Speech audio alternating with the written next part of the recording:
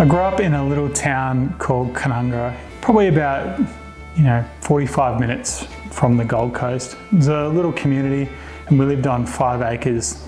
And it's there where my music interests probably first really kicked off.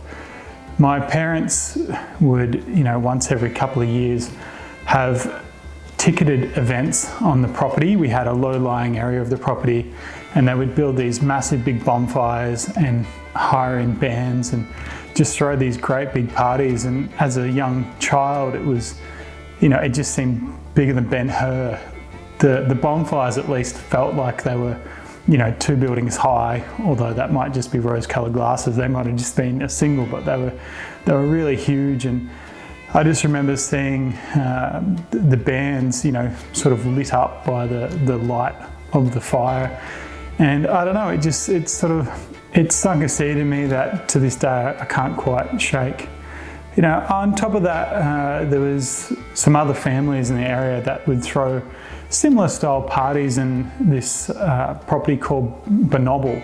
And once again, it was a pretty spectacular space. You would sort of lead your way down the back of the property and there was a river and it was sort of trickling water over rocks, and then it'd open out right into this big sort of, I suppose, lake. And as kids would go up to the side of it and jump off the rocks in the water, and all the parents would get around and there was bands and stuff again. So I suppose that was just the highlights of my childhood and what led me to enjoying music so much as an adult.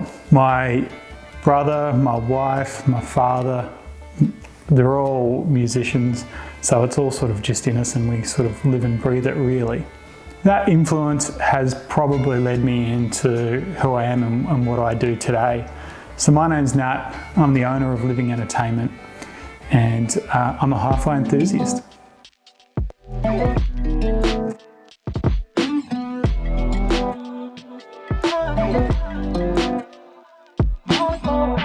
A lot of people always ask what I've got and how I play my music and what's the system that we use. So we'll take this opportunity and give you a walk around the house and show you exactly what that is.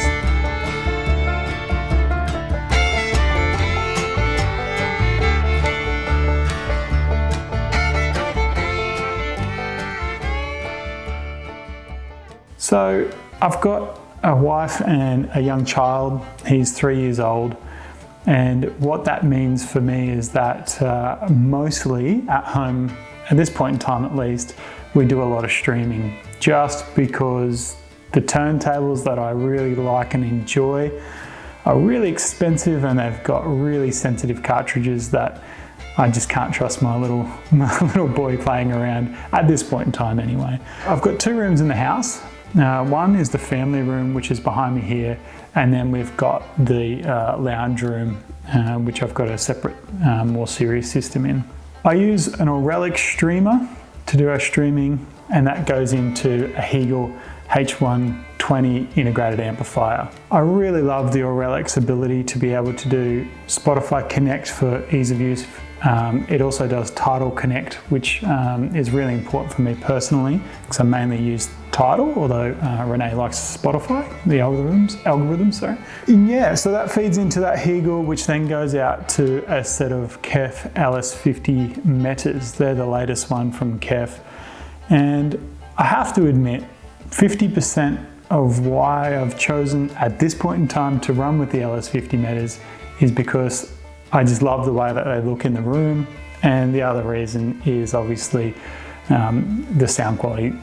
For a speaker at its price point, it really does sound quite beautiful. And because it is in an open plan living room and they are only a small speaker, I just felt they needed a little bit more bottom end. So it is paired up with a KEF KC62 subwoofer, which blends beautifully together and really fills the room right out. And yeah, it's really enjoyable. It's the system that we listen to when we're sitting around with friends or we're eating dinner and we just want to enjoy the music and not necessarily be plonked right down in front of it and intently listening. So yeah, that's the system that we, funny enough, probably use even more than the more expensive system in the lounge room.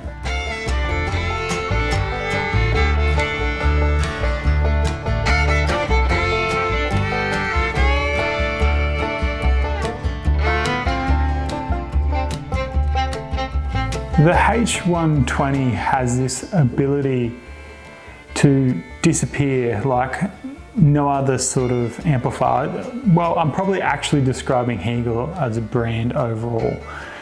It's something that, you know, after years of use, it's really unique to them. They don't impart too much of a flavour onto the speakers. So if you really like a set of speakers, the Hegel just tend to make them shine. And in my case here, with the LS50 Metas, they allow them to shine. You know, they're just a beautiful little speaker, and the Hegel gets the most out of them, I find.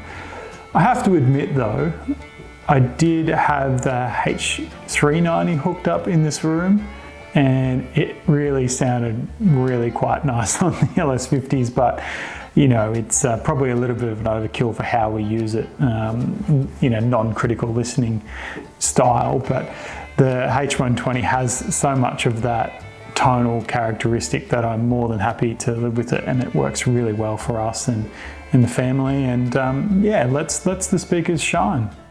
The cabling that I use is all AudioQuest. The interconnects between the Auralic and the Hegel are the Red River RCAs. I did try the XLRs and I really like them as well, but currently I've got the RCAs connected.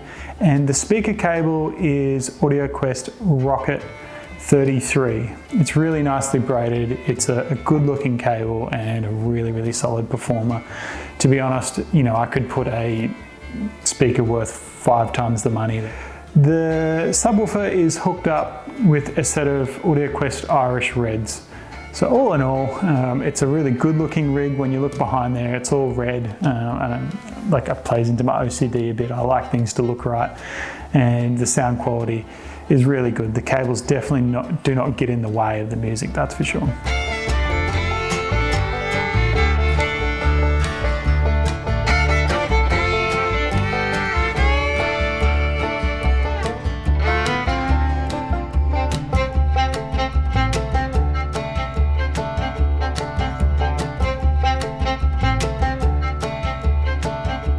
One of the advantages, and I suppose you could almost call it occupational hazards, being a hi-fi business owner, is that I quite regularly change my components in and out. For example, what I like to do is just see what the different amplifiers do on different speakers in any given room in the house. So our main system is a pretty special one. It's a T+A system, so it's got some Talis 300s.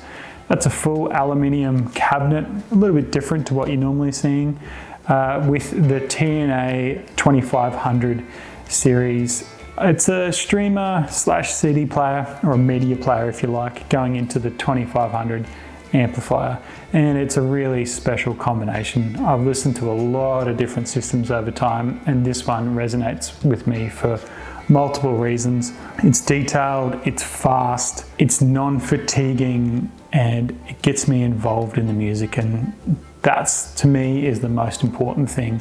I don't care how analytical the system is. If I can hear the finite detail and all that stuff, sure, it's impressive, but if I get the emotion that the artist is trying to portray, that for me is, I suppose, my holy grail, and I find I get a lot of that in the T+A system that we've got.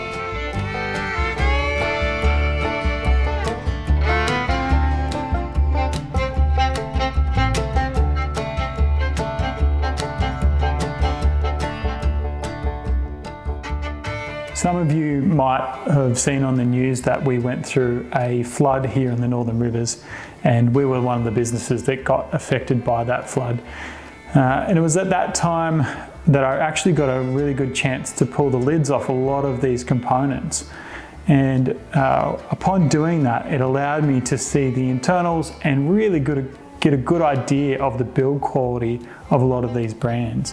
When I pulled apart the T+As, or T+As I should say, that's when my appreciation grew even stronger for that brand. The engineering and the fit and finish on them was just remarkable. The HV range, which is their top tier range, is so well engineered that when we were trying to pull it apart, it actually took 2 of us to hold it just right to be able to slide some of these things out. The tolerances were, less than 1 millimeter. It was really remarkable. And I can say that I'm proud to have a product from T+A. They're a German manufacturer, and we all know the saying, and in this case it actually holds up, so very well made equipment. The cabling that I'm using for the T+A system is pretty much what I had laying around, which is some Rocket 44 speaker cable and Mackenzie XLR connectors. However, I am probably going to order in some Rocket 88 speaker cable and the Water XLRs, and that'll definitely bump it up a notch there too. Overall though, in the room that it's in, it's still a really, really nice result, but once again, hazard of working in hi-fi, you're always wanting to do some tweaks and really improve those finite details.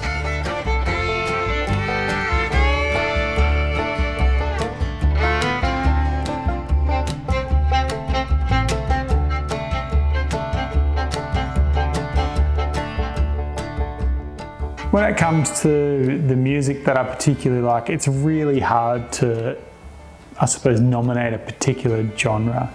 I like rock, I like folk, I like some rock country, I like electronica. So, I am, I suppose, a fence sitter when it comes to actually giving a specific there, but if I had to say one more than the other, I would probably just bundle folk into it. I just find that most of the time, a lot of folk music is, I think, maybe a little more heartfelt than some of the other genres, and I suppose I can resonate with that. And also, I don't mind some ballady stuff like that new Adele 30 album. There's some really nice songs on that I like. So yeah, I don't have a genre. I just like music, and if it sounds nice and I get emotionally engaged by it, that's me.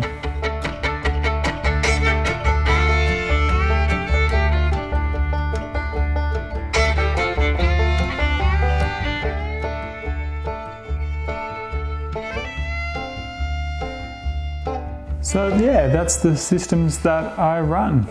Thanks very much for watching. I really appreciate you taking the time to watch it through and getting to know me a little bit better and the components that I personally like to use. If you have any questions about them, please feel free to reach out to us. You can do it at info@lenc.com.au or give me a call and let's have a chat. Thanks.